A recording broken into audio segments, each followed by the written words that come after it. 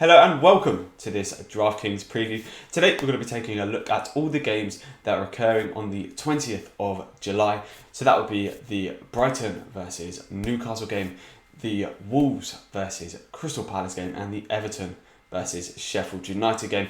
If you are around here, please don't forget to hit that subscribe button. And without further ado, let's get straight into this. So the first game to consider is the Brighton versus Newcastle game. Two teams that have been reasonably up and down since the restart, and it's actually a very hard game to predict. Two teams that are also not really playing for anything other than position in the Premier League. So as always, looking at the set piece takers for Brighton, main man Gross. He's come back into the side, basically had full reign over all the set pieces. We saw before that McAllister was taking quite a lot of set pieces, so if Gross doesn't play, then maybe McAllister is an option. And McAllister can pick up one or two sort of corners, set pieces as well, even when Gross is in that side. So definitely one to consider there. For Newcastle, we see the likes of John Joe Shelby and Matt Ritchie also have basically full reign over set pieces. I'd more lean to Matt Ritchie as he has been scoring a lot more goals, sort of really getting forward on that left hand side.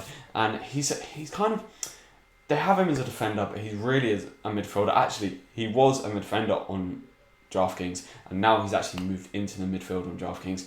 Rightfully so, I'd say. He's really been pushing up forward, and he's been bagging quite a few goals from Newcastle as well. So definitely Matt Ritchie, one to consider there. In terms of attacking players for both sides, for Brighton, you've got the likes of Neil Maupay, you've got O'Connell. O'Connell tends to be really cheap, and I do really like him as an option. He gets assists, he can score as well. So if he is playing, you can maybe even expect him to be around the kind of 4,000 mark. Really, DraftKings are waiting for him to sort of pop up a bit more before they really push his price forward. As you normally see attackers for teams, even when they're playing against big teams, being more expensive around that kind of 6,000 mark. But O'Connell, we've been seeing around that 4,000 mark, so very definitely one to consider there. Also, Glenn Murray for Brighton, if he does play an absolute poacher, can definitely get some goals, although a very poor floor. For Newcastle, the likes of Alan Maximan, Almiron, very good players. Jonathan, probably one to stay clear of. Got a terrible goal scoring record and quite a poor floor as well. St. Maximan, he's been scoring a few more and assisting a few more after the return. After returning to the Premier League action, and he also just has a decent floor. He gets fouled, he gets some shots off. Same as Almiron, probably not quite as good of a floor as St. Maximan, but definitely has a better floor than the likes of Jonathan. In terms of defences for both sides, I like the look of sort of Fabian Schär for Newcastle. He tends to pick up quite a lot of tackles and even a couple of fouls drawn. He does actually have quite a good FPPG for a player who is quite cheap in that Newcastle side. The likes of Danny Rose is okay as well. For Brighton, you see Lamptey. Lamptey, I really do like playing on that right back side. He's picked up a couple of assists. Gets down that wing, crosses the ball in. So if you're looking for a cheaper option into that Brighton team, definitely Lamptey. Aaron Moy for me, I really like him as a player, gets some shots away, and just in general, it's very much the kind of heartbeat to Brighton's attack. A bit of a shame that he tends to get that kind of assist to assist, which doesn't really lead to any points anywhere, to be honest. We really need him to be getting a little bit further forward. Definitely something to consider if you're considering putting him in your team. Also, the likes of Leandro Trossard, a very good player, gets forward and has a decent floor. However, doesn't post that many minutes. We're likely to only see him play 60, 70 minutes in a game.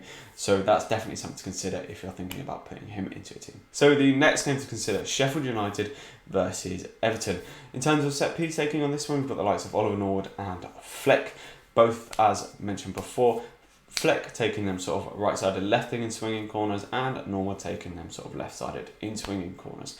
For Everton, Sigurdsson, if he plays, will be on quite a lot of set pieces, but the main man for them is Luca Dean. We've also seen Gomez pop up with quite a few set pieces in swinging the ball with his right foot from that left-hand side. So I really do like Gomez as an option, as he tends to be quite a lot cheaper than a lot of other Everton players, or just generally players in the slate. So definitely look at bringing in Gomez as a big option there. But other than that, yeah, Luca Dean, a very good option. Attacking wise for Everton, we see the likes of Richarlison and Calvert-Lewin. Calvert-Lewin having an awful time after the restart. A really poor goal scoring record. He doesn't really have a very good floor either. So, if you don't think he's going to sort of pick up that goal scoring form, definitely one to dodge and avoid. Richarlison, one I like a bit more, has been scoring of late, and also He has a decent floor as well, takes plenty of shots. And now they're kind of playing that 2 up front. I do think that, if you're going to get one, it may be a good idea to get the other because they can assist. And Calvert-Lewin's price is just dropping down to DraftKings, where it could actually reach a point where it's fine to play him, even if he doesn't score, because although I say his floor is bad, he can pop up with the odd game where he gets plenty of shots off. And the more that Everton aren't playing well, the more fight and kind of aggression they'll have in these games, as Ancelotti has come out and said that it's not good enough the way that they are playing at the minute. For a Sheffield United kind of perspective, the likes of McBurney, McGoldrick, all these players DraftKings just don't rate them. They're really, really cheap, offer great value, and just definitely players to consider. Even just their floors, the likes of McGoldrick, McBurney, they tend to be around the kind of 5 to 7. I'd say McBurney tends to be around 7,000.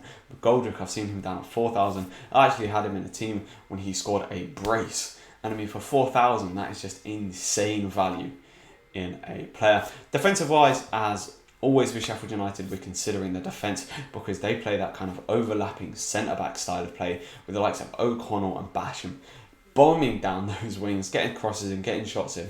So players to consider there for Sheffield United. And it's always nice having them kind of filler players. They're actually players who can get you quite a few points as well. You're not just completely avoiding them because they're complete duds. The likes of Ender Stevens, who didn't play in the last game, but we can probably expect him to come back and play in this one.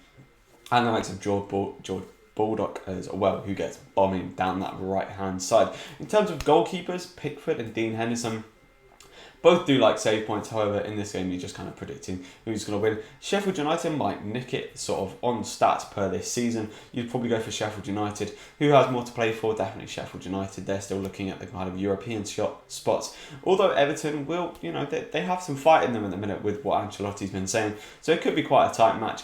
I'd maybe actually lean towards Everton for this game, as they've been having a little bit more of a resurgence. Not too greatly. They have been playing poor of late.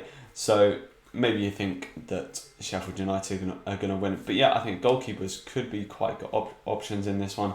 I feel like Sheffield United are at home, but I can still see Henderson likely being the cheaper. Although they do have a better defensive record, I can still only see them being between the kind of 5 to 7,000 range. If they're any more expensive than that, it's definitely a dodge for me. But yeah, that's the Sheffield United versus Everton. So Crystal Palace versus Wolves, or Wolves versus Crystal Palace. Sorry, Wolves at home to Crystal Palace. Reasonably simple slate this one. You're probably looking at just trying to get as many Wolves players in as possible. Although Wolves haven't been playing incredibly well of late, they're definitely playing much better than Crystal Palace, who things just keep getting worse for them in a way. And yeah, in terms of set piece taking, we're looking at the likes of Luka Milivojevic and Patrick Van Aanholt for Crystal Palace. Patrick Van Aanholt tending to come onto the corners sort of a later one in the game when Milivojevic is a bit more tired out. Milivojevic isn't playing. McCarthy as well, very, very cheap option, and on some of them corners as well. For Wolves, we see Moutinho basically taking all of the set pieces, Ruben Neves sometimes as well. Traore has an incredible floor for Wolves and is a player you definitely should consider if he starts, giving him the captain, not just lobbing him in the team if there is a classic slate going. Jimenez, a player who's consistently just scoring and scoring and scoring, could be one of the most expensive players, if not the most expensive players on the slate. We've got the likes of Johnny and Doherty on the left and right side for Wolves, sort of really bombing down those wings, putting in crosses and even picking up some assists and even goals now and again. For Crystal Palace, the likes of the midfield, you've got Koyate, McCarthy, not very good options in terms of DraftKings, maybe kind of more filler players. You've got Patrick Van Aanholt really bombing down that left-hand side, providing some very, very good help to the likes of Wilfried Zaha on that wing, and gets plenty of crosses in as well. Talking of Wilfried Zaha, he's okay, he's one of the most fouled players in the Premier League, however he just doesn't tend to really do that much. He may grab a goal now and again, hardly scored at all this season, so I'd probably dodge him as a DraftKings options, as he doesn't really score and his floor's not that great either. However, he's still one of the most expensive players when it comes to Crystal Palace when they play and their slates. Jordan Ayew, another very good player, has a very, very good floor, loves a shot. And in this game, we can probably see him taking a fair few. Townsend loves to cross the ball as well. Tends to be quite cheap, around that kind of 5,000 mark now. So I really do like Andrew Townsend as an option. Even if he ticks up to kind of 6 or 7 points, I think we can still see him being quite a good option. Could always get an assist. loves to ping the ball from far with his left foot into that top bins, and I think generally could be a very good option. But I think in general we'll be expecting Wolves to win this game, and it's probably just about fitting as many Wolves options in this team as you can. I like the kind of 4-2-4 Wolves 2 Palace. I think really could do you quite well here. Yep, but if you have enjoyed this video, please don't forget to hit that like and subscribe button, and I'll catch you soon.